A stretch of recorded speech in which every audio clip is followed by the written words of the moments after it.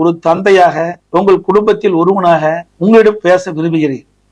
அறியா வயதில் தெரியாமல் செய்யும் தவறு வாழ்க்கை முழுவதும் சீரழித்து விடும். அதனால் நாம் பிள்ளைகளை, குறிப்பாக கல்லூரியில் படிக்கும் மாணவர்களோ, இது போன்ற போதைப் பொருட்களில் இருந்து காப்பாற்ற வேண்டியது நம்முடைய கடமை. மாணவர்களும் இளைஞர்களும் போதைப் பொருளுக்கு அடிமையாகாமல் விழிப்புடன் இருக்க வேண்டும். பெற்றோர்கள் அனைவரும் உங்கள் பிள்ளைகளுக்கு இது போன்ற போதைப் பொருட்களால் ஏற்படக்கூடிய தீமைகள், பாதிப்புகளை விளக்கி சொல்ல வேண்டும். நம் கழகத்தின் மாணவனி, இளைஞர்கள் மற்றும் இளம்பெண்கள் பாசறை தகவல் தொழில்நுட்ப பிரிவை சேர்ந்தவர்கள் உங்களை சுற்றி எங்கேயும் இது மாதிரியான போதைப் பொருள் புழக்கம் தெரிந்தது என்றால் உடனடியாக காவல்துறையிடம் புகார் தெரிவிக்கும். தமிழ்நாடு காவல்துறையின் மீது எனக்கு இன்னும் கொஞ்சம் நம்பிக்கை இருக்கிறது.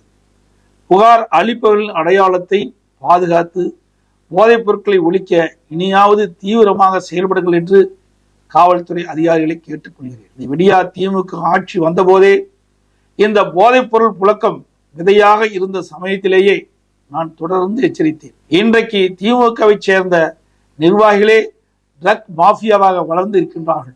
இன்றைக்கு தமிழ்நாட்டில் ரயில் பெட்டிகள் முதல் கார்பரேஷன் குப்பைகள் வரை எங்கு திரும்பினாலும் கோடிக்கணக்கான ரூபாய் மதிப்புள்ள போதைப் பொருட்கள் பொட்டலம் பொட்டலமாக கண்டெடுக்கப்படுகிறது. தமிழ்நாடு மாணவர்களுக்கும் இளைஞர்களுக்கும் உள்ளார்ந்த அக்கறையோடு கேட்டுக்கொள்ளும் ஒரே விஷயம், சே நோ டு ட்ரக்ஸ். தமிழர் உரிமை காப்போம், தமிழ்நாட்டை போதைப் பொருளிலிருந்து மீட்போம்.